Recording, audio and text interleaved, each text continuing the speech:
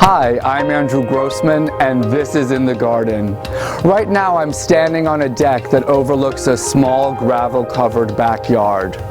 The people who live here recently contacted me to ask me if I would help them create a more aesthetically pleasing and livable outdoor space. Now you may be wondering why someone would invest money in such an unappealing yard. The answer lies just over my shoulder. It's the spectacular view of the bay.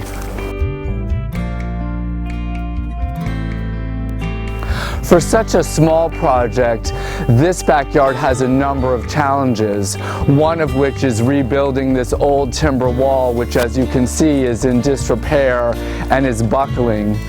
The spectacular view that this small property commands will be enhanced by all of the work we're about to undertake, including removing this ugly chain link fence. The next time you see this property, the fence will be gone, there'll be a new patio and retaining walls and beds for planting. Although late in the season is not a great time for planting, it's a terrific time for working on the hardscaping. Hardscaping is a term that refers to any landscape projects that don't include plant material, mostly using stone or wood, so patio work, wall work, regrading, anything that does not involve planting. So that's what we're going to be working on until Christmas this year. Most of the things I'll be doing on this project are things that a skilled homeowner could possibly undertake on their own. And a lot of the materials are now available through many box stores and are less expensive than some of the more conventional materials that people have used in the past. The next time you see this property, it will be completely transformed with a beautiful patio area, new retaining walls, and beds for lovely summer plantings. I'm really looking forward to showing you the transformation.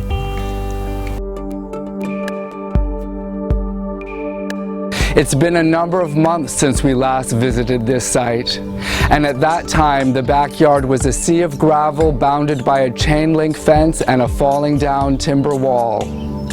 We've made a lot of changes since then, and I'd really like to show them to you, so come on in. So are you ready for the big reveal? A number of people have been working really hard, and this is what we've created.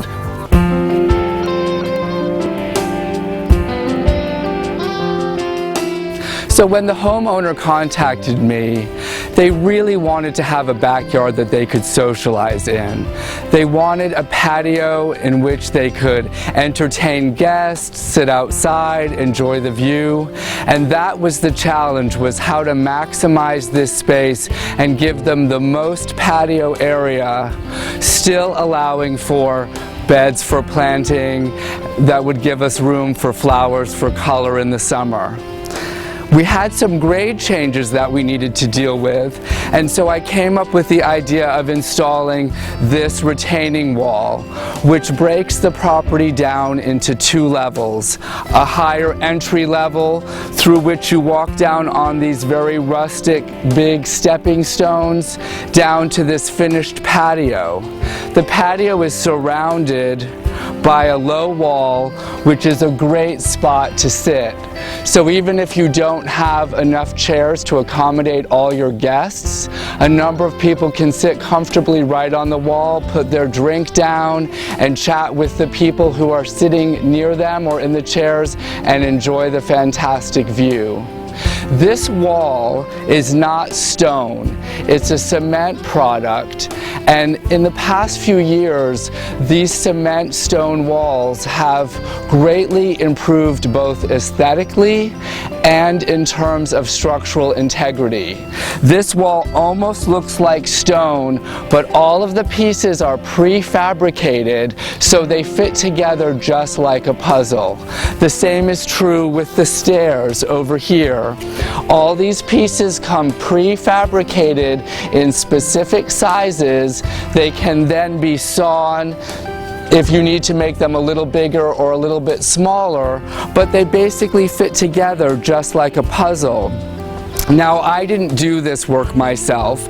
It was done by a gentleman named Michael Carpenter with Stone Age Masonry, and he did all of the hardscaping here. Now, hardscaping is anything having to do with masonry or wood, so anything that is not plant-based. So the patios, the walkways, the walls are all hardscaping. This patio is also a cement product, which I quite like, and you can see that it is composed of a number of different sized pieces which make it more interesting, and there's also some variation in tone.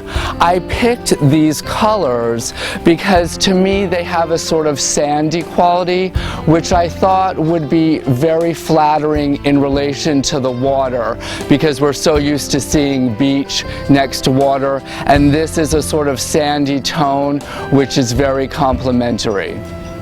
As you can see, this patio is a perfect circle, and that was a very conscious decision on my part, because given the narrow shape of this space, I thought that a circle would give the greatest feeling of depth and of size within what is actually a relatively narrow rectangle.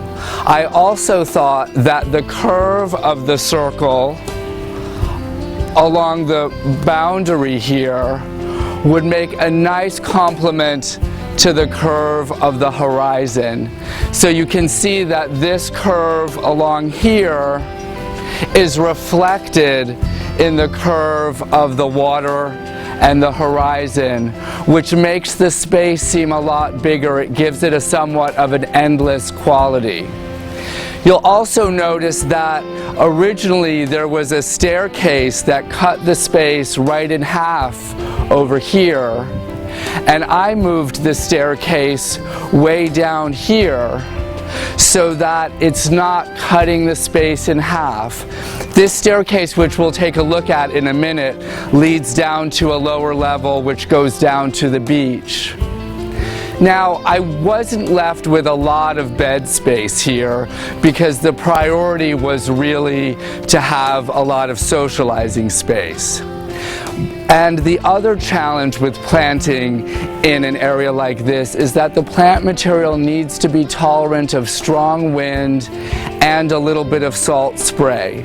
So I picked very hardy, easy to grow, and predominantly summer blooming perennials and shrubs, because the client is mostly going to be out here in the summer, so that's when they really want to have some flowers.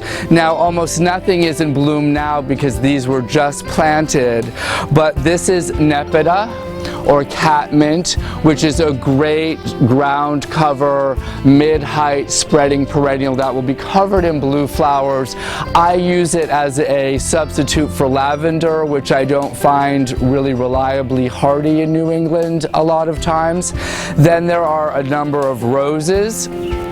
And roses, surprisingly, this is the fairy, and this has clusters of small pink flowers. This is a great low maintenance hardy shrub rose. They won't tolerate having a wave of salt water wash over them, but they actually enjoy the moisture that comes off of the water. Then we have daylilies, and this is a variety called Happy Returns, which has lemony yellow flowers, and the returns means it reblooms. So there are a number of daylilies in the returns family. There's Rosy Returns and a few others, and they're great because it's a relatively small daylily, but it blooms for a long period of time. And then I used a number of grasses. This one is Miscanthus adagio. Miscanthus is a grass that often gets quite tall, but this is a dwarfer variety.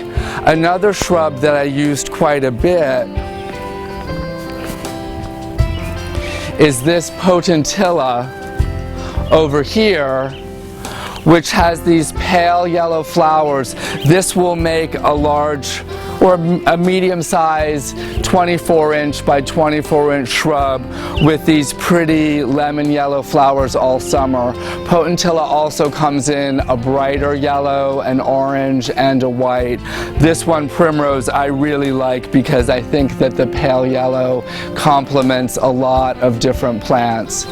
You know, what I always tell clients after I do an installation is that they need to imagine everything at least twice as big in order to get an idea of what it will look like when it's mature, which in a case like this would probably be 3 years from now. Though certainly if we come back here at the end of the summer, things will have grown substantially. We also planted this arborvitae hedge, which over time will get tall enough to screen the house that is behind the fence and will also hide the fence. This is a very columnar form of arborvitae called smaragd. It's sort of a strange word, it's S-M-A-R-G-D. And it stays very narrow, so over time it won't grow out into the pathway. It will get a little bit wider, but it will get considerably taller than wide. So instead of having a staircase which cut the space in half and actually came quite far into the space, making the space relatively unfunctional, I moved the staircase down to here, which is at the very far end of the space. I also made a point of making these staircases quite wide. This one is 5 feet wide. A wide staircase is more inviting and more pleasing to walk down. The other thing we did was install lights into this wall so that at night the stairs are lit, which is great for safety. This wall that comes up on either side of the staircase also is great for sitting, and because it's smooth and flat, this just provides another great place for chatting and socializing and looking at the beautiful view.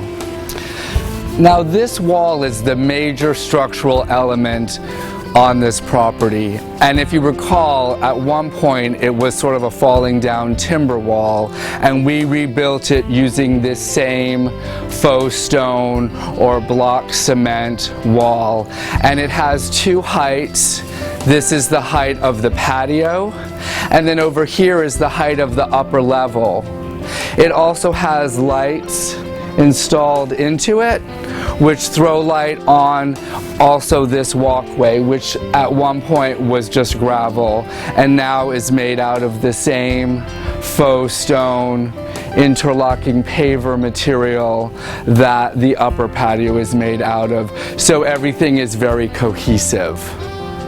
You know, the same design principles that I used in creating this space would work in almost any small backyard, whether you have an amazing view or whether you look out onto your neighbor's house. You want to remember not to break your property down into too many pieces. Your backyard shouldn't feel like a puzzle with lots of interconnecting pieces. It should feel as large as possible. When I first started working on the design for this property, the client wanted to have more changes in level, but I convinced them that it would make each individual level too small and thereby unfunctional.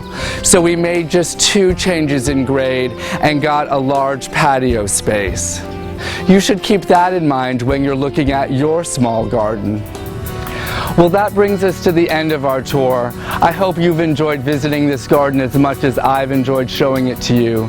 This was a very interesting project to work on, and I'm looking forward to seeing the plantings mature in a year or so. I'm Andrew Grossman, and this is In the Garden. I hope to see you next time.